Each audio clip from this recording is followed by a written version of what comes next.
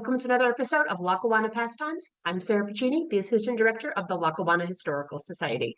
Today we're joined by a longtime Historical Society member, Gayle Williams, and her son, Jim, who will be talking about the history of the Henry Heermans family and the Heermans Mansion on North Main Avenue in Scranton. Heermans is an often overlooked pioneer family in Scranton.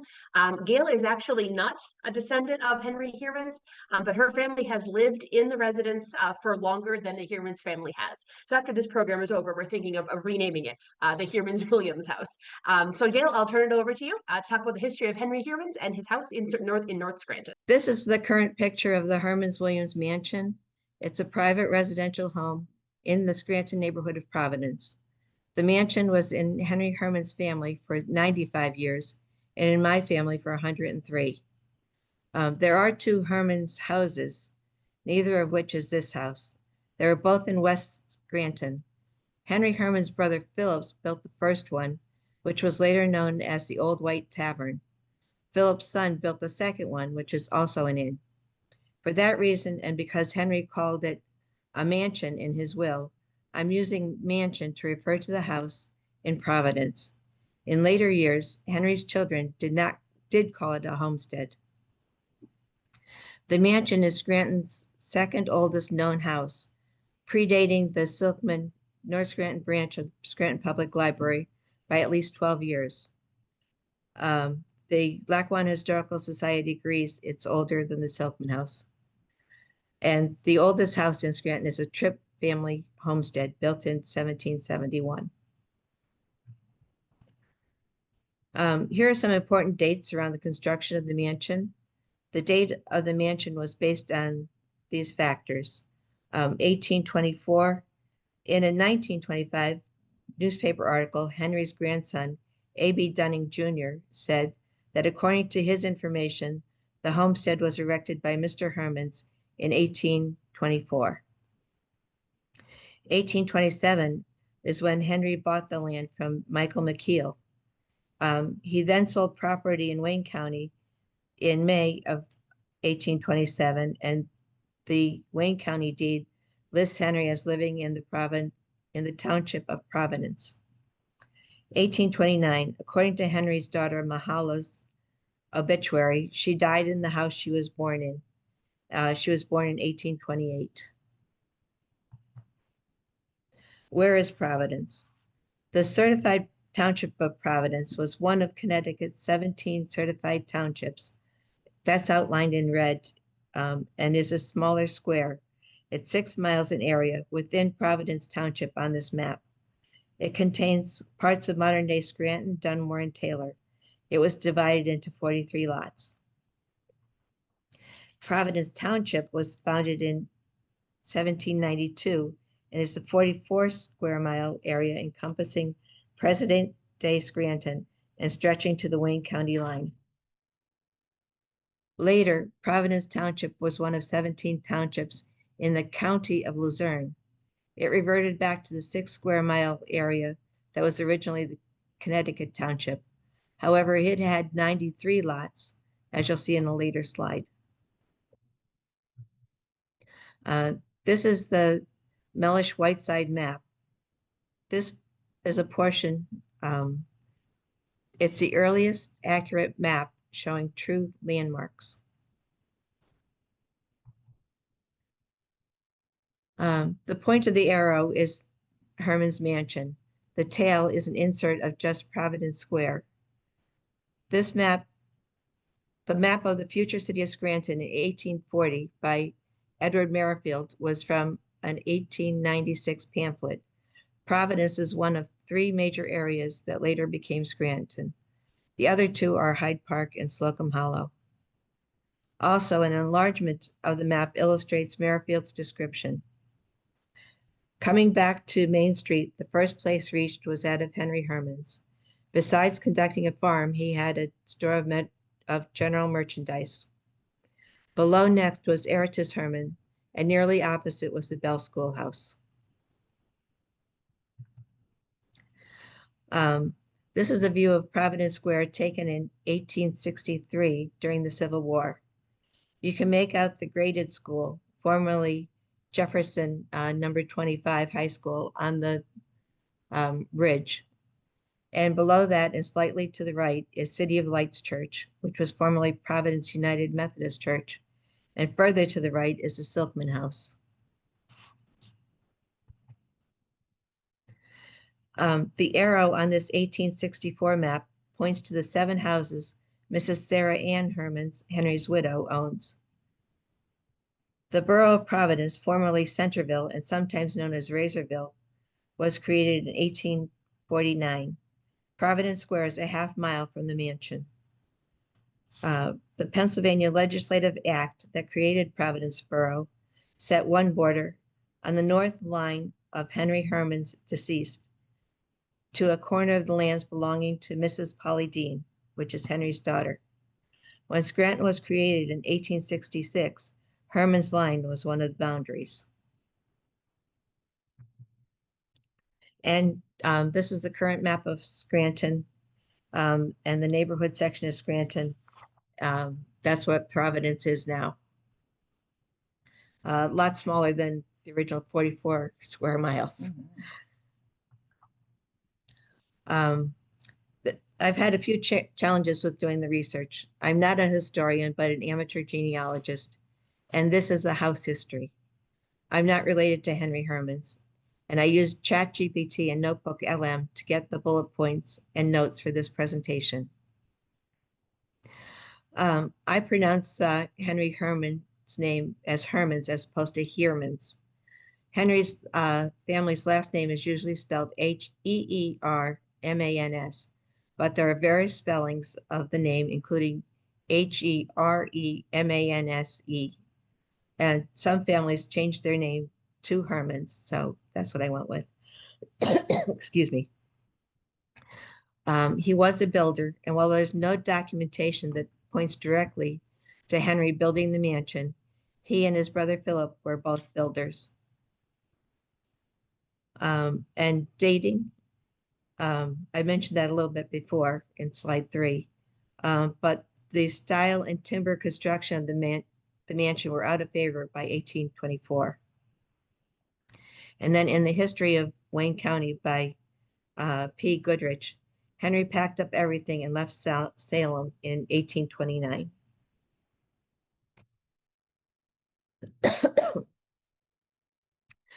This is a copy of Henry's family tree with his first wife, Vandina. The legend, purple is they owned the mansion and lived there. Blue, they owned the mansion but didn't live there. Green, they lived in the mansion. Yellow, they probably lived in the mansion. And gray, they inherited the mansion but didn't live there. And this is with his second wife, Sarah Ann. And the legend is the same. Excuse me. Thank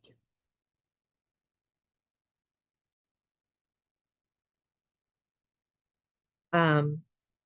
Henry was born on June 27, 1791 in Dutchess County, New York. His parents were John and Catherine Griffin Heermans, and they were of Dutch ancestry. The family likely moved to Luzerne County around 1794, following Catherine's brother, Joshua Griffin.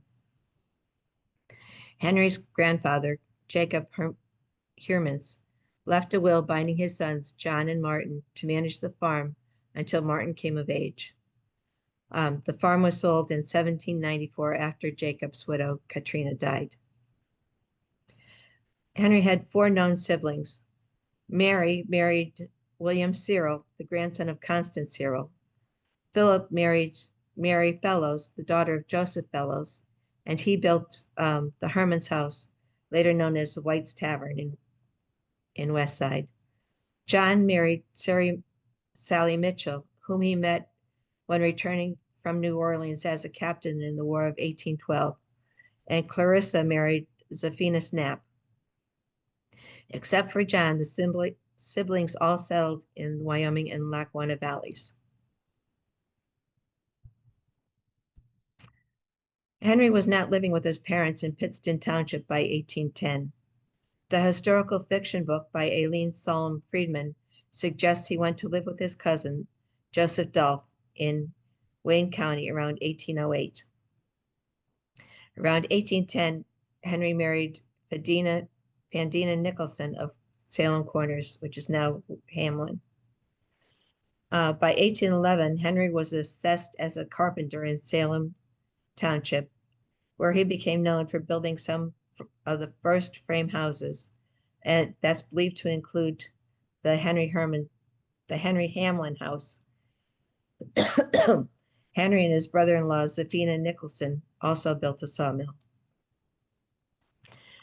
He was a deputy postmaster at Salem Corners in 1821, earning $6.77 that year. In 1822, his house in Salem Township served as a meeting place for the Luzerne and Wayne County Turnpike Company for elections. He also ran a store and tavern at Salem Corners and was a local innkeeper. He actively bought and sold real estate in Wayne County from 1811 to the 1830s. Described as a practical businessman and well-known in his community, Henry contributed significantly to the local infrastructure and commerce in the early 19th century. This is a sawmill he helped build with his brother-in-law.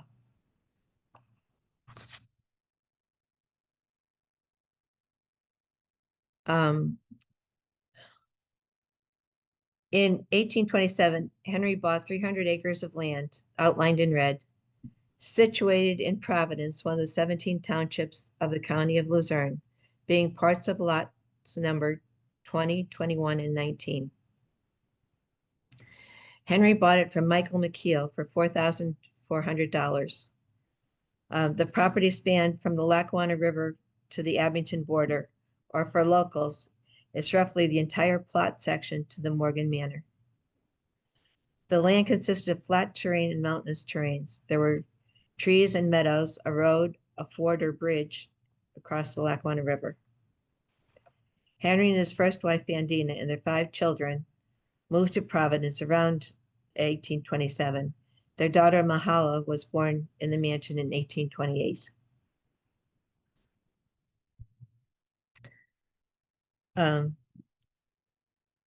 This is a photo up the line from Providence Square.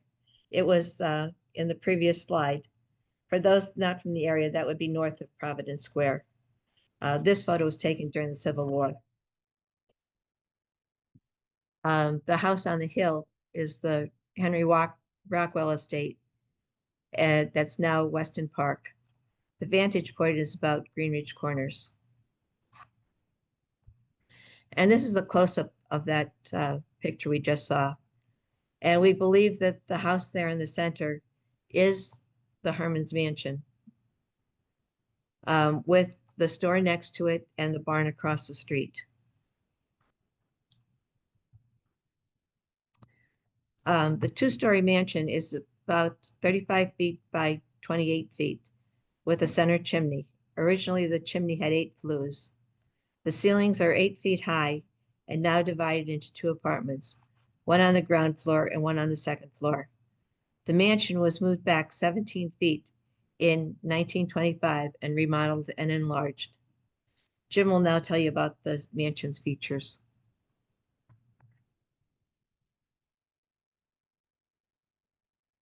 Jim, you're up.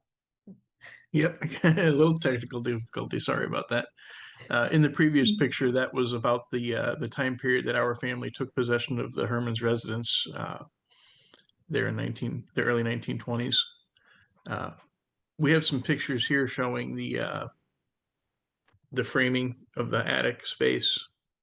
I don't have my notes, so I apologize if I'm going to stumble through this.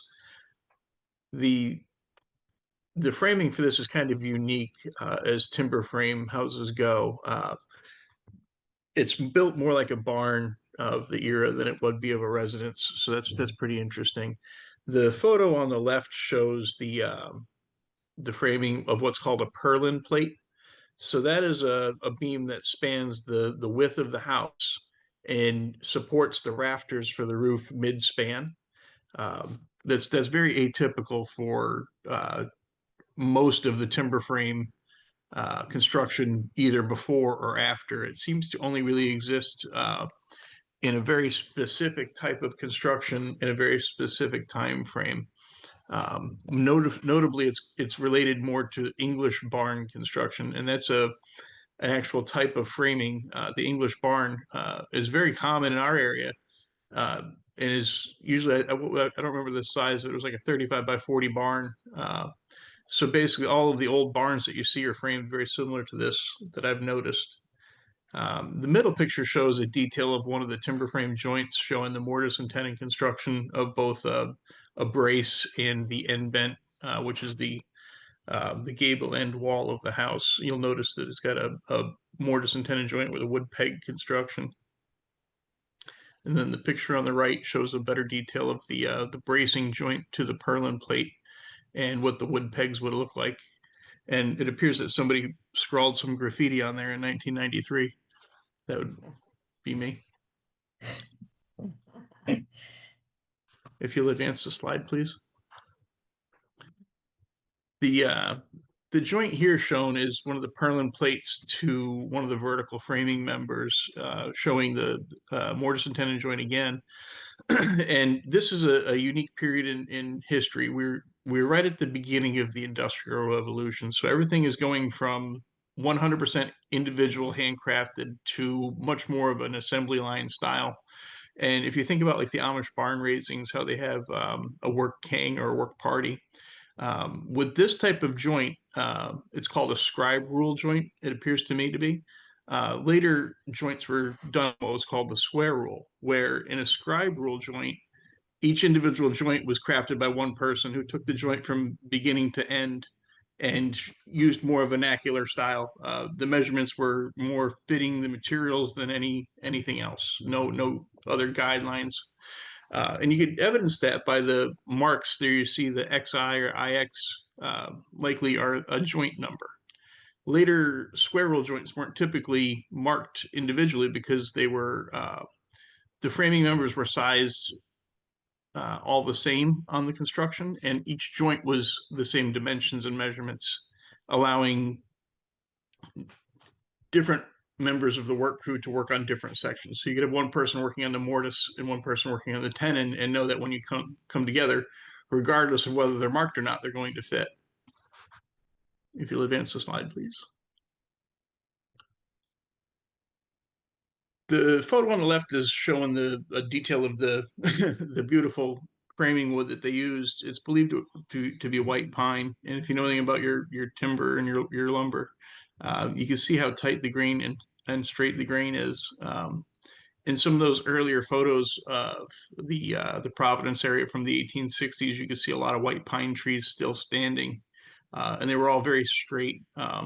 White pine typically grows in among other trees. It doesn't usually grow out on its own, so it's prone to being very straight. That's why the King of England selected all those trees in New England for ship masts. The photo on the right is some more graffiti. This one is from a relative of possibly the Heermans, Bart Knapp, circa 1882. It appears to be scrawled on there in something called keel, which is a form of a marking crayon of the day. And then you see one of the cross braces coming into that framing member.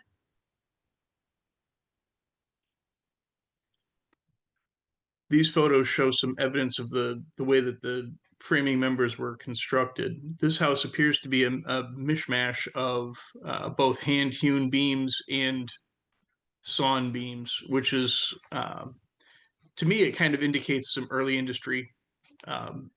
About 5 blocks north of here, there was supposedly a sawmill operated by James Leggett, who Leggett's Creek was named after. He may have not owned it at the time. It may have been Spencer's who owned it at the time, but that was one of the earliest references to our early pioneers was James Leggett. He was one of the first settlers of North Scranton, along with James Bagley, who had a fordway at what is currently the Parker Street Bridge in North Scranton across the Lackawanna River. You'll see on the photo on the left, the saw kerf marks left by the saw are straight, which is indicating that it was probably cut on a pit saw. where a saw blade is either water or manually operated and goes straight up and down like what we would call a modern day sawzall, versus a saw with a rotating blade like we would have in modern construction. The photo on the right is one of the 35-foot long purlin plate beams supporting the roof rafters. And we see these hand-hewn beams throughout the house in several locations. So it seems to me like the stuff that was less than approximately 10 feet was cut on the sawmill, and the smaller dimension lumber was cut on the small sawmill. And the longer timbers over 10 feet appear to all be hand-hewn. This one is about 8 inches by 10 inches. And you can see the hand hewing marks from where it was cut with an axe to shape.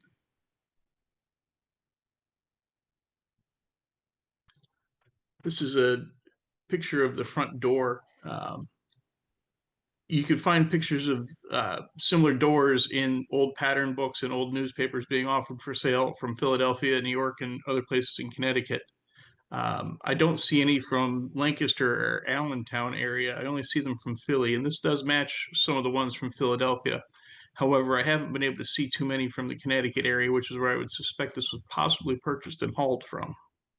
You'll notice that by the depth of the side light windows, this was originally constructed for a timber frame house. Whereas had it been for a modern house, the side light windows would have been flush with the face of the door itself. That's a modern storm door on there, if you didn't figure that out already. In the picture on the right, this is one of the side light pieces of glass next to the door, and you can see Catherine Heermans' name scratched in there. Catherine Heermans was Henry's daughter. That was an interesting thing, that an artifact that was still in place from tying it to the history of the house. It does have wavy glass. A lot of it looks like it's old float glass. So it does have the waves and ripples in it, which you can just barely see in that picture. Here's some photos of the foundation. The photo on the left shows the modern cinder blocks that are holding up the front porch. That was done in my lifetime in around 1977. I could remember that in my living memory. My grandfather putting the soil back in front of that and finishing that work. Originally, my family, when they owned it, if you remember the picture from the newspaper clipping that showed those large stone walls sticking out the front of the house, they had modified this to have shop space and operated as a store from the 1920s through approximately the 1950s, at which time the store was abandoned and demolished over a course of a decade or so, and finally brought to its current shape. You can see a little difference in the masonry between both of these pictures. The work on the right is a little bit less well crafted, whereas the work on the right is much more tightly fit together. It's unclear to me whether this stone is dry laid or whether it was laid with some sort of a wood ash or possibly lime mortar. There's evidence of possibly having been repointed at some point in time, and it's really not clear. So if you'll see the pile of dirt in the photo on the right, that is some of what I call the wood ash mortar, which was very, very fragile. And then if you look at the lighter sections of mortar that you can see sticking out of there, that appears to be lime mortar. I don't see any evidence of Portland cement mortar, which would occur after the 1900s, 1910s, possibly in any of the areas of the foundation, except for what we know to be modern. Thank you, Jim. This is a picture. Another building that Henry Heermans worked on was the Bell Schoolhouse, which was the first schoolhouse in what's now Scranton. It was one of. There may have been two before it. There had been a naming conflict on the school board between the Whig bosses and the Democratic leaders, just to get something the Democrats didn't have at their school. Heermans got a bell, and his schoolhouse was known as the Bell Schoolhouse. The bell was cast in New York and cost $15. The picture is a blow up from the previous picture of Providence. And the schoolhouse was located between Pond Avenue and Spring Street. This is a possible picture of Eratus, his son's house. That's also another blow up of the picture. And he had the specifications for both the building and the barn were outlined in a deed in 1840. Okay, Henry was also a farmer. He had the land was a mix of flat and fertile land and mountainous terrain, and it was ideal for agriculture. It provided space for livestock, trees, and access to a road and market transport, as well as a ford and bridge across the river. There was also across the river, Henry occasionally owned the fulling and carding mill, suggesting he likely raised sheep. Fulling involved cleaning and thickening wool, while carding prepared the fibers for thread. These mills were considered as crucial as grist mills and sawmills for the neighborhood's well-being. Later on, the Carter Axe Works were in that area.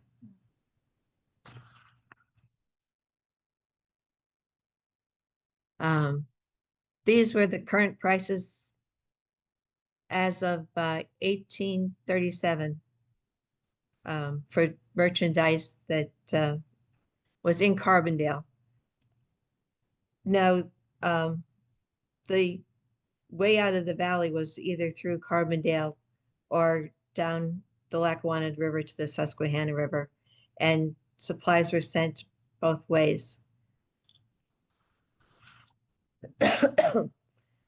Some historical accounts suggest Henry was the first merchant in Providence, but there were a few others before him,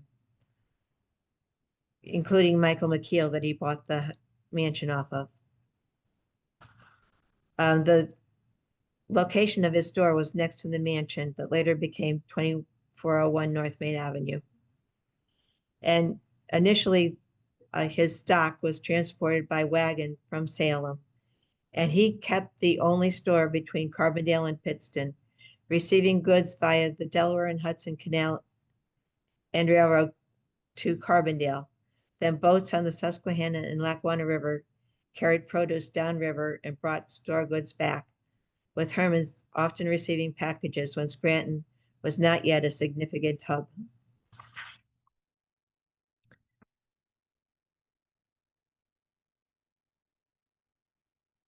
Henry was also involved in politics, and he quickly became a prominent figure on the political scene.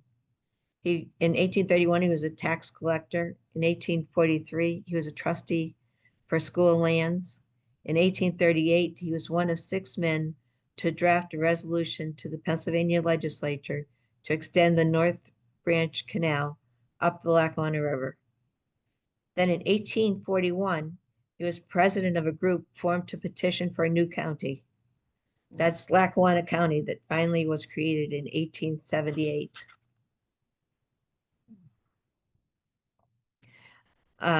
Henry was aware of coal and the expanding trade before moving to Providence. His brother Philip was building arcs to transport coal down the Lehigh River as early as 1814. In 1831, Henry assigned the rights to mine stone coal from A.B. Bidlack's land in Blakely Township. However, he quickly sold those rights to James Anderson, who named the mine Paradise. An 1840 deed for land sold to his son Eratus explicitly mentions that the property was next to a coal bed, depicted on this map near the Lackawanna River.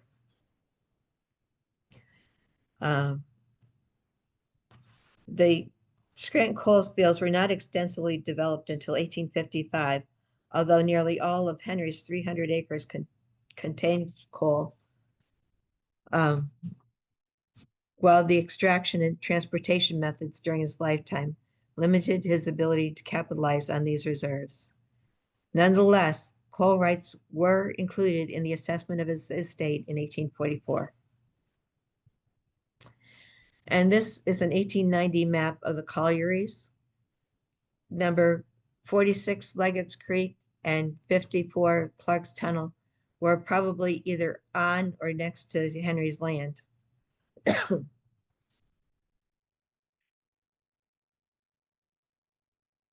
Vandina was Henry's first wife. She was born in Glastonbury, Connecticut, and was the sixth of 10 children born to Francis and Rachel Loveland Nicholson. Her father was a first sergeant in the American Revolutionary War, and the family moved to Salem in February of 1800. Fanny was 12 years old when her father died, and her mother, Rachel, later remarried Elijah Weston, who was the father and grandfather of the Westons that founded Weston Field and Weston Park. Vandina married at age 19 to Henry Heermans in 1810. She died on October 30th, 1831 at the age of 40. She is buried in the historic Heermans Burying Ground, located catty corner across the street from the mansion. Vandina's children were Alva, that married Sarah Jersey Slocum. Alva bought Jersey's inheritance in 1833, and he later sold the entire 503 acres for $4,750 in 1839.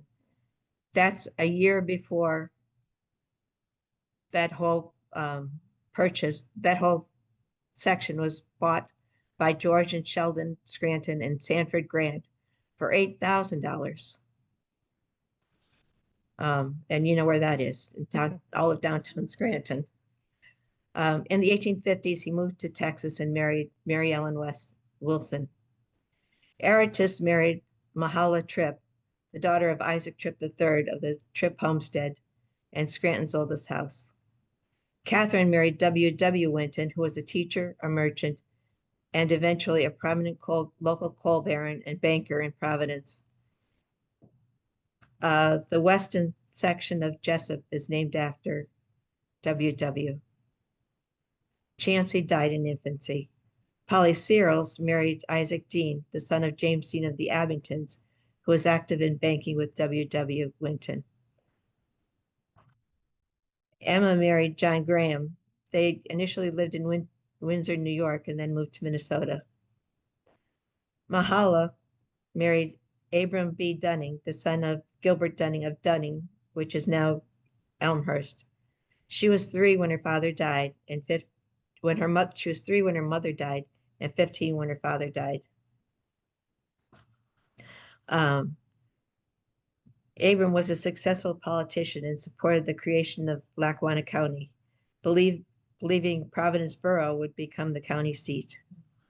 Mahalia died in the mansion in January 1st, 1885. Sarah Ann Heerman, was Henry's second wife. Sarah Ann's maiden name is unknown. Her birth date is February 7th, 1809, calculated from her gravestone. She married Henry Heermans around 1832. Sarah Ann and Henry had several children, but most of them did not survive into adulthood. Henry's died in 1843, leaving Sarah Ann a widow at 34 years old. She was bequeathed 2.5 acres of land, including the mansion. A private law was enacted for her inheritance, modifying her dower rights. Sarah later married Joseph Steele Jr. and had her inheritance protected, but the couple divorced in 1850. After the divorce, Sarah Ann changed her name back to Heermans, and a Pennsylvania private law gave her her property back from a trust. She bought more land from her husband's estate in 1848 and 50, and by 1850, the agricultural schedule listed her as owning 100 acres with a farm valued at $10,000. Sarah Ann died in 1868, and Henry's estate was reopened after her death. Her headstone is the largest in Heermans' family burying ground. Her children, Carolyn, Sarah Ann, and Ruth Ann, and an infant daughter, did not survive into adulthood. Her son, Henry Clay Heermans, married Evelyn Wilder in 1853, but they were divorced in 1862. Henry was the only of one of 7 children. I'm sorry. Henry was only 7 years old when his father died. He was the only child to survive his mother and the only one that had children. Daughter Harriet Heermans was 5 years old when her father died, but she died at age 22 without marrying. Henry Heermans' estate was not settled by the court until 1858, almost 18 years after his death. The Pennsylvania Supreme Court did not decide a specific question related to his will until 1892, nearly 50 years after his passing.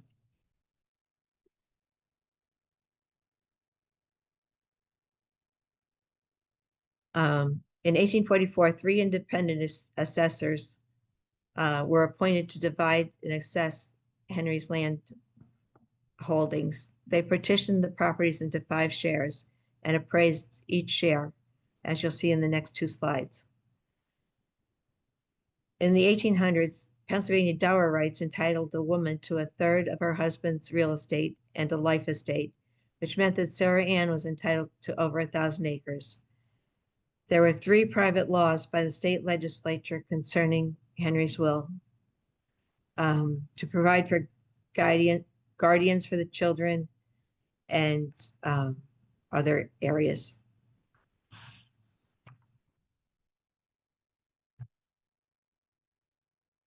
This is part 1 of 2 of the land distribution.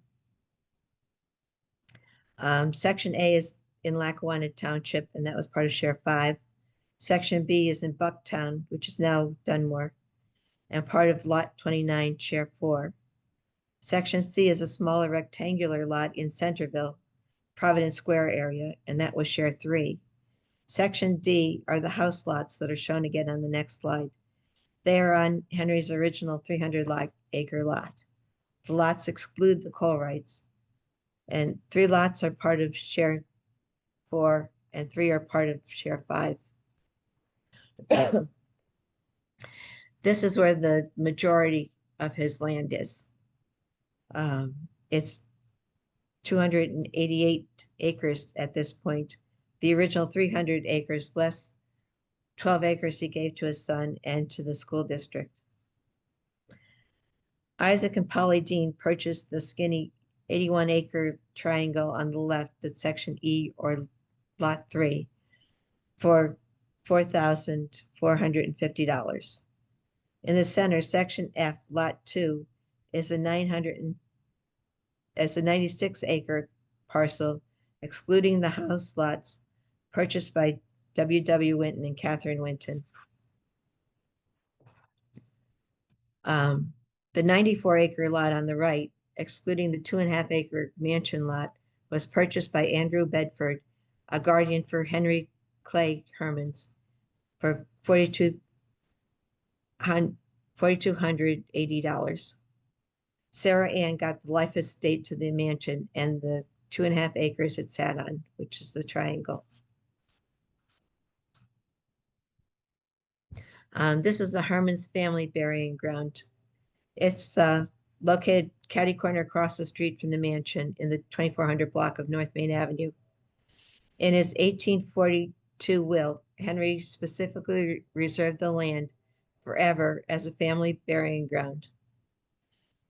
The gravestones in the cemetery are relocated to the back due to flooding and to facilitate easier maintenance.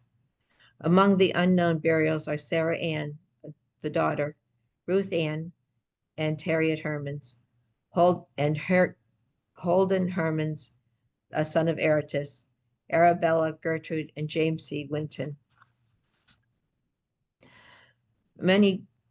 There were a few other burials that were here, but they were reinterred to Forest Hill Cemetery. The cemetery is listed as one of the 13 places of historical interest on a 1934 poster behind Sarah Passini's desk, which is right over there. The Honesdale National Bank currently maintains the property through a trust established by Catherine Heermans Winton. And local neighbors, including the late Mr. John Howells, Clement Turpin, and Timothy Scone, have contributed to the cemetery's upkeep. There's a Herman Cemetery Association that was founded as a nonprofit organization in 1988. Henry's activities reflect broader social, economic, and patterns of the early 19th century in Northeast Pennsylvania: land acquisition, self-sufficiency, textile production, and resilience in the face of natural disaster.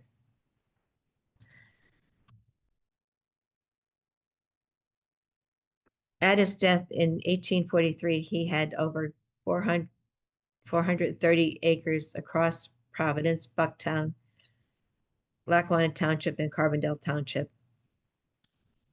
His land boundaries helped define the 1849 borough limits of Providence and then Scranton at the time. Henry had a one-block street named after him. A sheriff's sale in 2010 of a house in the 200 block of North Main Avenue mentions that the land was part of lot number 3 in the partition of the estate of Henry Heermans. There are a few natural disasters, and the house survived them. On July 3rd, 1834, the Great Blow struck Providence. The storm caused an estimated $15,000 to $20,000 in damages. Henry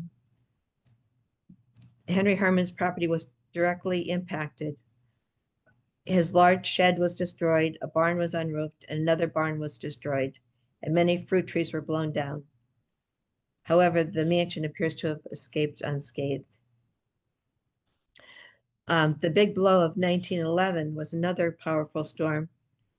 And while there's no record of the mansion being damaged, houses a block away were severely impacted, including a brick house at 2442 Heermans Avenue, which was lifted from its foundation. That would have been a block away. When George Andrews purchased the mansion in 1922, he considered demolishing it due to its poor condition. However, after living in the house for a period, the building and building his new home next door, he recognized the mansion's exceptional construction quality and decided it was worth saving. In 1984, there was a small fire on the front porch. Fortunately, a neighbor was driving by and noticed the flames and was able to kick the burning box off the porch. In 2003, the house next door caught on fire, and fortunately, that fire was also caught early, and the damage was limited to the attic. There was only 7 feet between the houses, so the mansion would have sustained substantial damage had the fire spread. The neighboring house was eventually torn down in 2022 after being condemned. This is a reminder that Railfest is at the Steamtown National Historic Site this weekend. Henry Heermans, let's see. On November 8th, 1830, Henry Heermans was named as one of 7 commissioners for the Luzerne and Delaware Railroad Company when its books were opened in Wilkes-Barre. This railroad might have faced challenges, as Henry was again named a commissioner for the Luzerne and Delaware Railroad Company in 1832 with the same commissioners.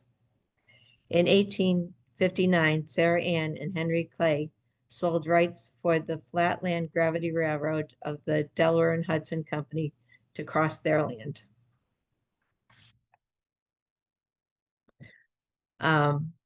And I want to thank my friends at the NC State Ollie Family Writing Group, Barbara McGahee, Kathy Thomas, Cindy Gage, and Chris Carlson Lewis. Also, Roger Heermans and late Aileen Solomon Freeman from the Heermans family, Mary Ann and Sarah Pacini from Lackawanna Historical Society, my son Jim Williams, and the rest of the family who have preserved the Heermans mansion for the last 103 years. Thanks very much, Gail. That was excellent. I know how much work you put into that to come up with all the especially all the genealogy. Looking back into earlier and earlier records. We're glad that we're grateful to you and your family for preserving the house for so long.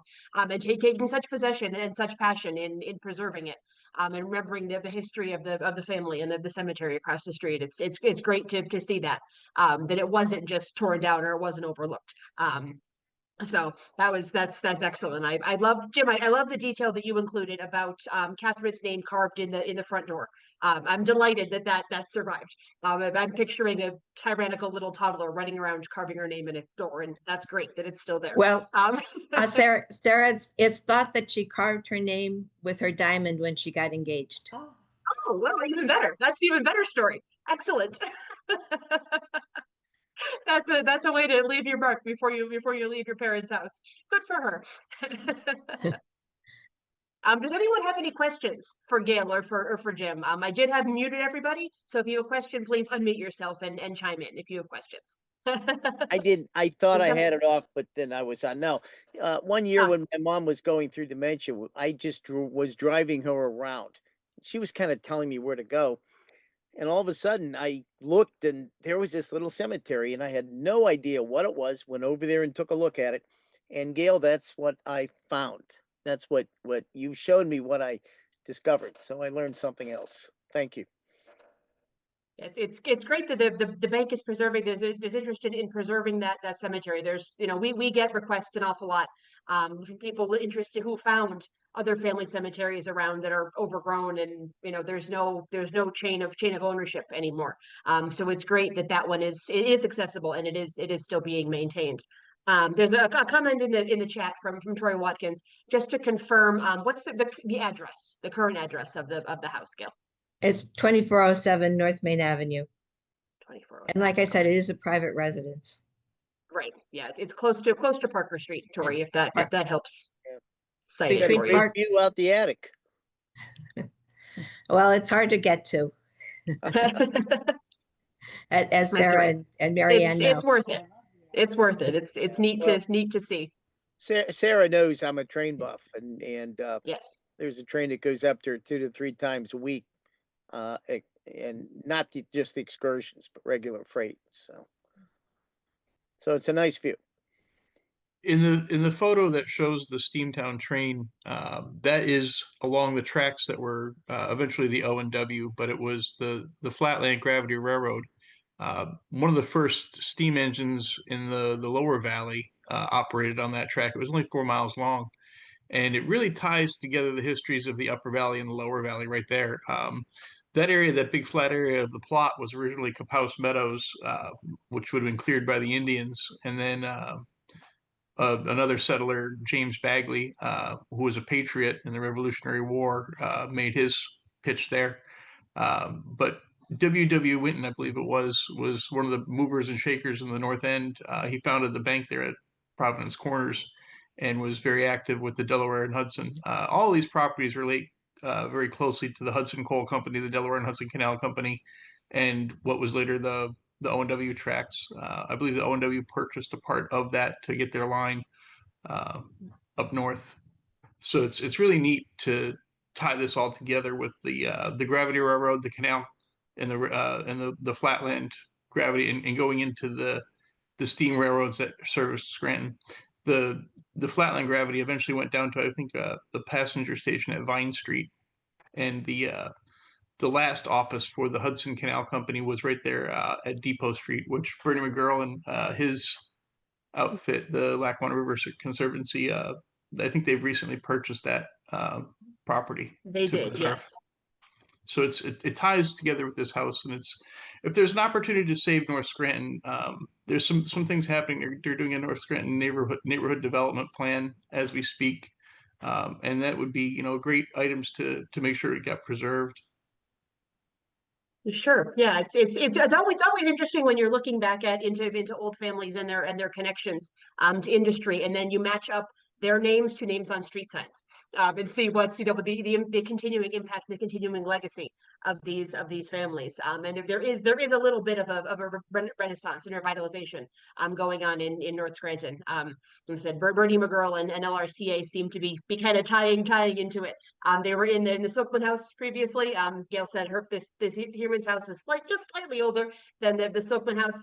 And now they're into the Depot Street building as their new headquarters. So their kind of roots are deep in the history of North Scranton there. Thanks again, Gayle and Jim, for joining us, for sharing all your information. We're grateful to you and your family for maintaining and preserving the Heermans house for so long, and for preserving the family legacy as well, and their history. I said they're an often overlooked family in the history of Scranton. Our next episode coming up for Lackawanna Pastimes at the end of September, we'll be joined by Sister Mary Ellis Jacquino, talking about the history of St. Joseph Center in Scranton, another longtime organization with deep ties in Scranton. So that'll be our next program. Again, Gayle and Jim, thank you for joining us, sharing the history of Henry Heermans and his homestead in Scranton. And everyone else, thank you for coming, and have a lovely weekend.